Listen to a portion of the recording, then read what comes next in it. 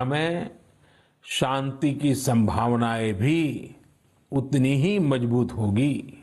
हमारे यहाँ कहा जाता है, विद्या विवादाय धनम मदाय, विद्या विवादाय धनम मदाय, शक्ति ही परेशान परिपीडनाय, खलस्य साधो विपरीतम एतत् ज्ञानाय दानाय च रक्षणाय। अर्थात अगर स्वभाव से दुष्ट है तो विद्या का प्रयोग व्यक्ति विवाद में, धन का प्रयोग घमंड में और ताकत का प्रयोग दूसरों को तकलीफ देने में करता है। लेकिन सज्जन की विद्या ज्ञान के लिए, धन मदद के लिए और ताकत रक्षा करने के लिए इस्तेमाल होती है। भारत ने अपनी ताकत हमेशा इसी भावना के साथ इस्तेमाल की है। भारत का संकल्प है भारत के स्वाभिमान और संप्रभुता की रक्षा।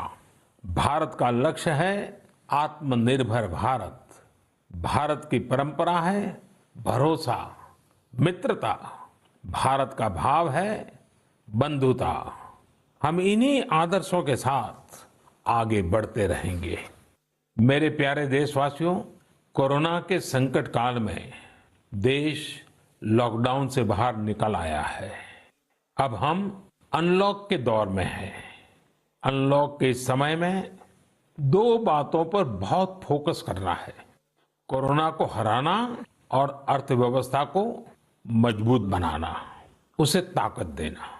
साथियों, लॉकडाउन से ज्यादा सतर्कता हमें अनलॉक के दौरान बरतनी है। आपकी सतर्कता ही आपको कोरोना से बचाएगी। इस बात को हमेशा याद रखिए कि अगर आप मास्क नहीं पहनते हैं, 2 गज की दूरी का पालन नहीं करते हैं या फिर दूसरी जरूरी सावधानियां नहीं बरतते हैं, तो आप अपने साथ साथ दूसरों को भी जोखिम में डाल रहे हैं। खास तौर पर घर के बच्चों और बुजुर्गों को।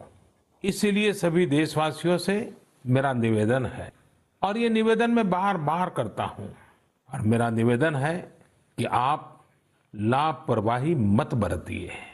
अपना भी ख्याल रखिए और दूसरों का भी। साथियों, अनलॉक के दौर में बहुत सी ऐसी चीजें भी अनलॉक हो रही हैं जिनमें भारत दशकों से बंधा हुआ था। वर्षों से हमारा माइनिंग सेक्टर लॉकडाउन में था। कॉमर्शियल ऑक्शन को मंजूरी देने के एक निर्णय ने स्थिति को पूरी